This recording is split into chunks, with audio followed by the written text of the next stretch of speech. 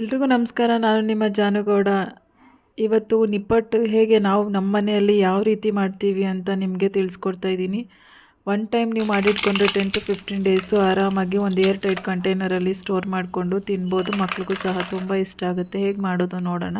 ಒಂದು ಹೋಳು ಹಸಿ ತೆಂಗಿನ ತುರಿ, ಒಂದು ಬೆಳ್ಳುಳ್ಳಿ ಅಂದರೆ 1 ಗೆಡ್ಡೆ ಬೆಳ್ಳುಳ್ಳಿ, ಹಾಗೆ 1-2 ಇಂಚು ಚಕ್ಕೆ, ಸ್ವಲ್ಪ ಗಸಗಸೆ, 1 ಸ್ಪೂನ್ ಜೀರಿಗೆ, ಸ್ವಲ್ಪ ಕರಿಬೇವು, ಹಾಗೆ 8ರಿಂದ 10 ಒಣಮೆಣ್ಸಿನ್ಕಾಯಿ ಇಷ್ಟೂ ಮಿಕ್ಸಿ ಜಾರ್ಗೆ ಹಾಕ್ಕೊಂಡು ಚೆನ್ನಾಗಿ ರುಬ್ಕೊಳ್ಳೋಣ.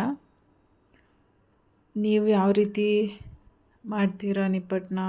ಕೆಲವೊಬ್ಬರು ಮಸಾಲ ನಿಪ್ಪಟ್ಟು ಮಾಡ್ತಾರೆ. ನಾವು ಈ ರೀತಿ ಮಗುಗೆ ಮಾಡ್ತಿರೋದ್ರಿಂದ ಸ್ವಲ್ಪ ಖಾರ ಎಲ್ಲ ಕಮ್ಮಿ ಯೂಸ್ ಮಾಡಿ ಮಾಡ್ತಿದ್ದೀವಿ. ಇದಕ್ಕೆ ಸ್ವಲ್ಪ ಅರಿಶಿನ ಸೇರಿಸ್ಕೊಂಡು ಈ ರೀತಿ ರುಬ್ಕೊಂಡಿದ್ದೀನಿ.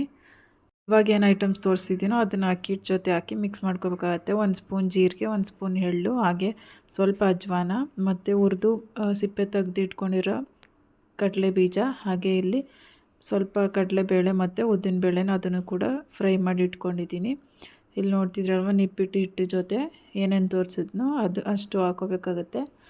ಹಾಗೆ 1 ಸ್ಪೂನ್ ದಾಲ್ಡ ಮತ್ತು ಒಂದು 3ರಿಂದ 4 ಸ್ಪೂನ್ ತುಪ್ಪ ಹಾಕ್ಕೊಂಡು ಕಾಯಿಸಿ ಚೆನ್ನಾಗಿ ಇದ್ರ ಜೊತೆಗೆ ಹಾಕಿ ಮಿಕ್ಸ್ ಮಾಡ್ಕೋಬೇಕು. ದಾಲ್ಡ ಜಾಸ್ತಿ ಯೂಸ್ ಮಾಡಬೇಡಿ.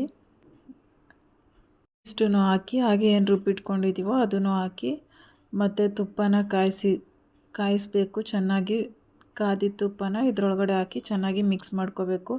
ಈ ಹಿಟ್ಟು ಜೊತೆ ನಾವು ಕಡಲೆಬೇಳೆ, ಉದ್ದಿನಬೇಳೆ ಎಲ್ಲ ಹಾಕಿ ಪೌಡರ್ ಮಾಡಿಸಿ ಇಟ್ಕೊಂಡಿರ್ತೀವಿ.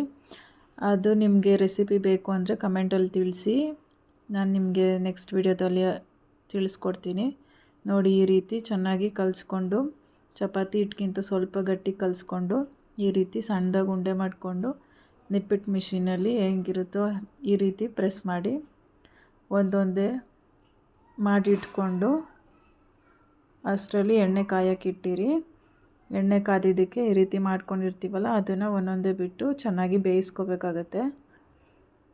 ನೋಡಿ, ಈ ರೀತಿ ಎಣ್ಣೆ ಚೆನ್ನಾಗಿ ಕಾದಿರಬೇಕು. ಕಾದಿರೋ ಎಣ್ಣೆಗೆ ಈ ರೀತಿ ಎಷ್ಟಾಗುತ್ತೋ ಅಷ್ಟನ್ನು ಹಾಕ್ಕೊಂಡು ಚೆನ್ನಾಗಿ ಬೇಯಿಸ್ಕೋಬೇಕು.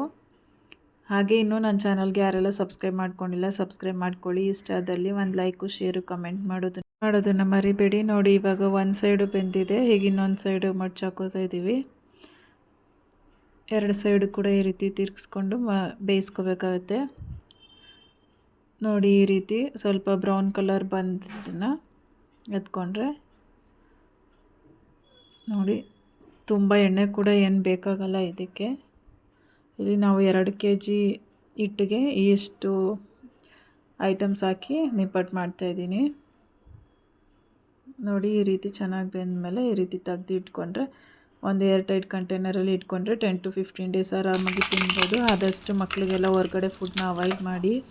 ನೋಡಿ ಯಾವ ರೀತಿ ಸೌಂಡ್ ಬರ್ತಿದೆ, ಅಷ್ಟು ಚೆನ್ನಾಗಿ ಕ್ರಿಸ್ಪಿಯಾಗಿ ಇರುತ್ತೆ, ತುಂಬ ಚೆನ್ನಾಗಿರುತ್ತೆ. ಸೊ ಮಕ್ಕಳಿಗೆ ಈ ರೀತಿ ಮನೆಯಲ್ಲೇ ಒಂದು ಸಲ ಮಾಡಿಕೊಡಿ ಅಂತ ಹೇಳ್ತಾ, ಥ್ಯಾಂಕ್ ಯು ಸೋ ಮಚ್. ಎಲ್ರಿಗೂ ಧನ್ಯವಾದ. ಇದೇ ರೀತಿ ಸಪೋರ್ಟ್ ಮಾಡ್ತೀರಿ.